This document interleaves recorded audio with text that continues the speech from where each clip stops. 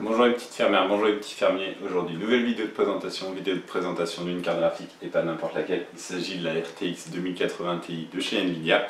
Et c'est donc une nouvelle génération avec une nouvelle architecture, l'architecture Turing, qui apporte beaucoup de choses, beaucoup de promesses sur les RT Core, les Tensor Core, avec l'API Ray Tracing qui va être géré, avec une nouvelle façon de faire de l'anti-aliasing. Là, on va s'attarder sur le modèle Duke de chez MSI, la carte graphique propose un overclocking, propose un refroidissement custom, une backplate, des LED RGB, tout ce qu'il faut. On va tout de suite découvrir plus en détail cette carte graphique. Voici donc la RTX 2080 Ti Duke de chez MSI avec son bundle. En termes de bundle, on retrouve une équerre de renfort pour soutenir le poids de la carte graphique avec True Gaming dessus, un petit adaptateur 8 pins et les classiques DVD et manuel. Maintenant on va découvrir ce qui nous intéresse beaucoup plus, c'est-à-dire le monstre, la carte graphique, cette nouvelle RTX 2080 Ti. Alors on retrouve un carénage qui mélange du gris et du noir, c'est plutôt joli. Alors c'est plastique et plastique. On a un refroidissement avec 3 ventilateurs de 90 mm. On retrouve le dragon MSI dessus et les deux logos MSI. On va découvrir tout de suite la tranche supérieure de cette carte. La tranche supérieure existe le GeForce GTX pour le nouveau GeForce RTX. On a le logo Duke avec le dragon et là on a des LED RGB derrière qui vont rétroéclairer et ça sera paramétrable par l'utilisateur via le logiciel maison de MSI. Là, le MSI, on voit les deux connecteurs 8 pins nécessaires au bon fonctionnement de la carte graphique. On devine une backplate derrière le PCB.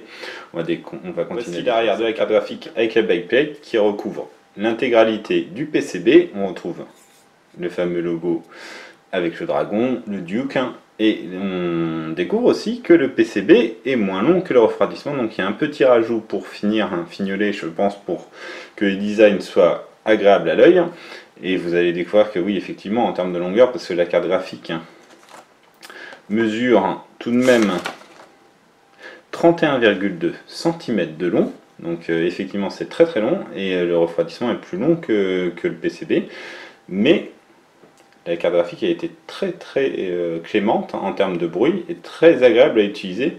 Donc c'est peut-être un mal pour un bien. Mais il faudra vous méfier si votre boîtier n'est pas assez long lors de l'achat de votre carte graphique. On découvre les sorties vidéo de cette RTX 2080 Ti Duke. Donc là, il y a deux sorties DisplayPort, une sortie HDMI, le fameux nouveau connecteur USB type C et une autre sortie DisplayPort à ce niveau-là.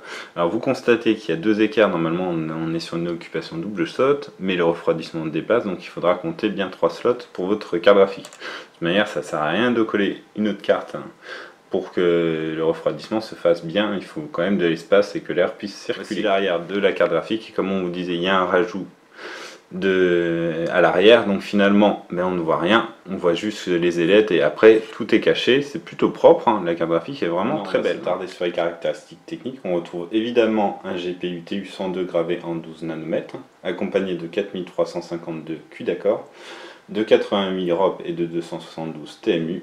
La carte graphique embarque 11 Go de GDDR6 en 352 bits. On retrouve à côté de cela 544 Tensor Core et 68 RT Core. La carte propose un GPU à 1350 MHz avec un boost fixé à 1665 MHz et la mémoire fonctionne à 1750 MHz. Voilà, on vous livre très vite un test. Au revoir.